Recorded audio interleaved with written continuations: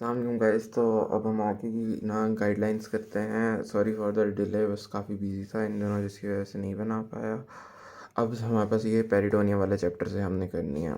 अब पेरिटोनियम वाले चैप्टर के अंदर ना आपको ये बहुत इंपॉर्टेंट चैप्टर है आपके, यानी एब्डोमेन पेल्विस के अंदर one of the most important chapters है और पूरा करने वाला है। ठीक है, इसके लिए मैंने वीडियो अपलोड कर दी हैं। जो मेजर मेजर टॉपिक्स हैं कुछ रहते हैं वो इंशाल्लाह आगे हो जाएंगी।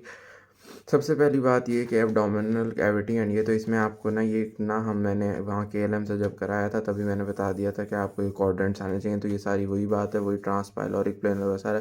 तो यहाँ से दोबारा करने की ज़रूरत नहीं है। यहाँ से जानने चीज़ सबसे पहले करनी यूनिवर्सिटी क्वेश्चन है पेराइटल और विसरल पेरिटोनियम का डिफरेंस।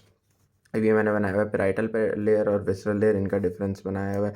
इस तरह कर सकते हैं आप। ठीक है, उसके अलावा यहाँ पे भी बल्कि मैंने स्टार जो जो बनाए मैंने, तो ये सारे अलग अलग पॉइंट्स हैं, इनका डिफरेंस आ जाता है। 5 5 पॉइंट्स आपने 5 नंबर के लिए बनाने होते हैं। उसके बाद आ जाता है आपके पास ये वाला। यहाँ पे अब वो ना कुछ आपको बताता है कि अब वो पेरिटोनियम तो एक कवरिंग होगी, उसने कुछ फोल्ड्स बनाए हुए हैं। वो फोल्ड्स कौन कौन से हैं, किस तरह के होते हैं, उनको नाम किस तरह दिया जाता है, वो सारा बताया हुआ है। फिर उन्होंने कहा इनके दरमियान एक पेरिटोनियल कैविटी है। ये सारा कॉन्सेप्चुअल है। ठीक है, इसके अंदर उन्होंने कहा भाई इसको ग्रेटर सैक, और इसलिए मैंने इसके कॉन्सेप्ट की एक वीडियो बना के लगा दी हुई है। पेरिटोनियम की 2 वीडियोज अपलोड हो चुकी हुई हैं। मोस्ट ऑफ द चीज़ें उसमें कॉन्सेप्चुअल कवर्ड हैं। यहाँ पे आपको पता होना चाहिए कौन से ऑर्गन इंट्रा पेरिटोनियल है, कौन से पार्शली कवर्ड होते हैं, कौन से रेट्रो पेरिटोनियल होते हैं। तो ये ना है एक मशहूर सा इंट्रा पेरिटोनियल ऑर्गन्स जो है वो सॉल्टेड स्पर्श से आप याद रख लेते हो, उसके अंदर ये सारे ऑर्गन्स आ जाते हैं।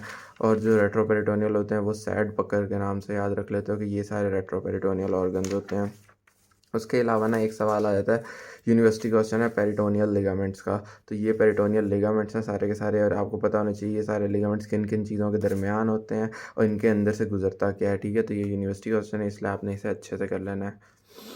उसके बाद ये सारे फंक्शंस कोई नहीं करने। हाँ, ये याद रख लेना, ये सेक्स डिफरेंसेस बहुत इंपॉर्टेंट है कि आपके पास ना फीमेल्स में पेरिटोनियल कैविटी क्लोज होती है, फीमेल्स में यूट्राइन ट्यूब वाली जगह से वो खुलती है।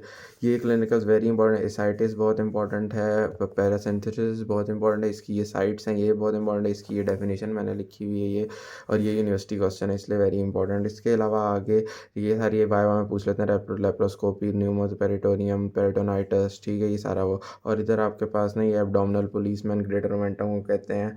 ये बात भी क्या कहते हैं आपसे पूछी जाती है फ्रीक्वेंटली। उसके बाद पेरिटोनियल फोल्ड्स आ जाते हैं। अच्छा खैर, ये आपके पास ना उन्होंने बेसिक बताया हुआ है कि मिड गट, फोर गट, हाइंड गट में कहाँ से कहाँ तक के जीआईटी के स्ट्रक्चर आते हैं ये।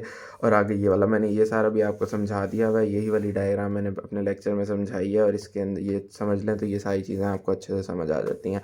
Greater momentum very important university question है, ये सारा का सारा आपको याद करना है। और ना इसकी ये डायग्राम्स भी आपको बनानी आनी चाहिए, इसकी भी वीडियो अपलोड हो गई हुई है। लेसर मोमेंटम ये भी सारा का सारा आना चाहिए, वेरी इंपॉर्टेंट। इसकी ये डायग्राम है। ठीक है, इसको सिंपलीफाई करके मैंने वहाँ पे बनाया था, वही वाली बना दो, वो भी बहुत है। आपको कंटेंट्स भी आने चाहिए, आपको अटैचमेंट्स भी आनी चाहिए इसकी। ठीक है, वेरी इंपॉर्टेंट यूनिवर्सिटी क्वेश्चन है। और mesentery very important university question है। ठीक है, इसमें भी आपको इसके अटैचमेंट्स भी आने चाहिए, इसके कॉन्टेंट्स भी आने चाहिए। ठीक है, तो ये और इसकी ये जो है आपके पास इसके नीचे से स्ट्रक्चर जो रूट्स के नीचे जो है ये इसकी भी वीडियो अपलोड कर दी हुई है, एक ही वीडियो में ये सब कुछ है। उसके बाद मीजो अपेंडिक्स, ये भी बहुत इंपॉर्टेंट यूनिवर्सिटी क्वेश्चन है, इसकी भी ये डायग्राम करनी है। Transverse mesocolon also important for viva. और इसके अलावा sigmoid colon also important for viva. इसका पूछते हैं कहाँ से कहाँ तक इसकी रूट्स जो हैं वो उनकी अटैचमेंट्स बताएं, तो ये इसलिए इंपॉर्टेंट है। कॉन्टेंट्स इतने कोई ख़ास है नहीं, लेकिन इसकी अटैचमेंट्स रूट की इंपॉर्टेंट है। आगे ये रिफ्लेक्शंस वगैरह इतनी कोई ख़ास इंपॉर्टेंट चीज़ें नहीं हैं इसमें से। मैं अगर बताऊँ ना, ये तो आपसे यूनिवर्सिटी क्वेश्चन में बस पूछ रहे थे रिफ्लेक्शन ऑफ लीवर कौन से हैं, तो वही जो लिगामेंट्स उससे बन रहे हैं वो वाले रिफ्लेक्शन होते हैं। रिफ्लेक्शन ऑफ स्टमक का यूनिवर्सिटी क्वेश्चन पूछ रहे थे, तो वो जो उससे लिगामेंट्स बन रहे हैं वो आपको पता होने चाहिए। ठीक है, लीवर की यही वाले होते हैं। अच्छा, उसके अलावा ये वाली डायग्राम देख लेना, लिगामेंट्स ऑफ लीवर, उससे आपके ना कवर हो जाएंगे। ये थ्योरी कोई करने की ज़रूरत नहीं है।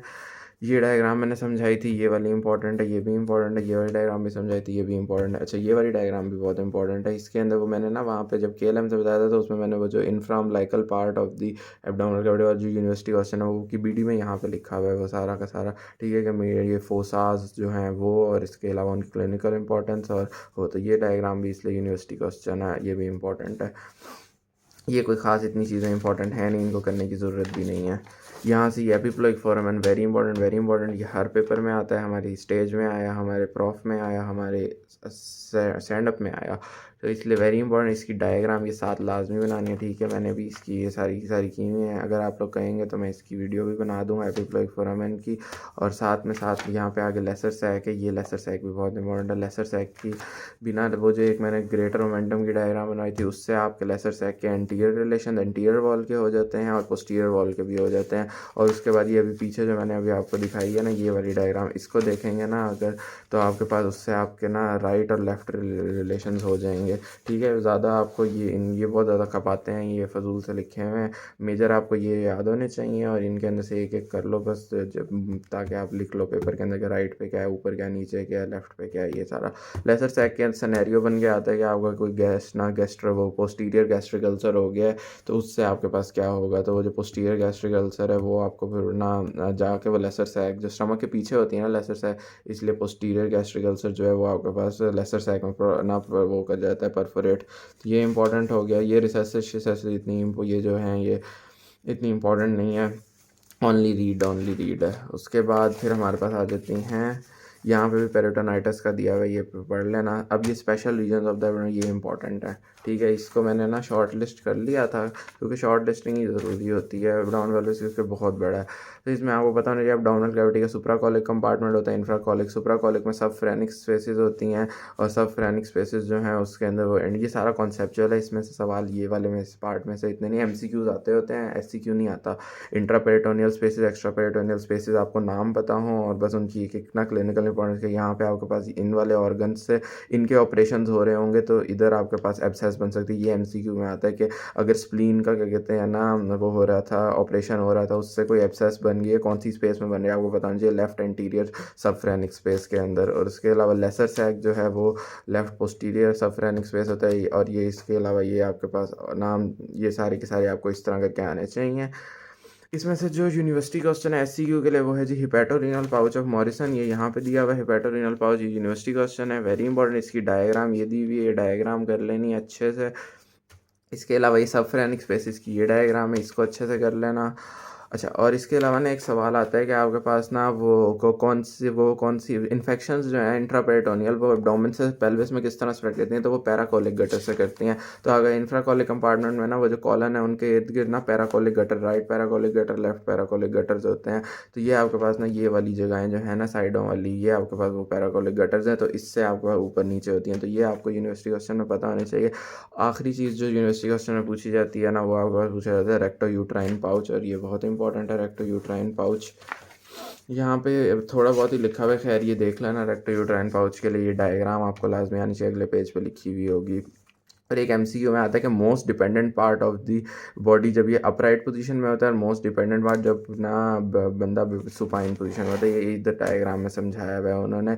इधर देख लें कि जब बंदा खड़ा हुआ होता है ना, तो जब बंदा खड़ा हुआ है तो most dependent part of the peritoneal cavity ये एक ही अकेला है, ठीक है, अपराइट पोजीशन में। लेकिन जब बंदा लेटा हुआ होता है ना सुपाइन पोजीशन में, तो क्या होता है कि आपके पास एब्डोमिनल कैविटी जो है ना उसके लिए हिपैटोरीनल पाउच हो जाता है, और जो ना पेल्विक कैविटी है उसके लिए रेक्टो यूट्राइन। तो ये इंपॉर्टेंट है, बाउंड्रीज इसकी आपको आनी चाहिए, यूनिवर्सिटी क्वेश्चन है। क्योंकि ये पेरिटोनियल फोर्स इतने इंपॉर्टेंट नहीं है, ये रीड बस कर लेना और देख लेना कहाँ कहाँ पे होते हैं। ये डायग्राम्स कर लेना, इसकी डायग्राम्स में जो है ना नाम इसके बस वो कर लेना और डायग्राम कर लेना अंदर से इतनी, और डायग्राम के साथ लिख लेना कौन सी कितने परसेंट होती है, और ये फोर्स ऑफ वेल्डेयर है, ये बात ये कर लो। और बस ये सारा इसके लिए मैं कहूँगा अगर डिटेल करनी हो तो डॉक्टर आदिल बोंदक की देख लेना।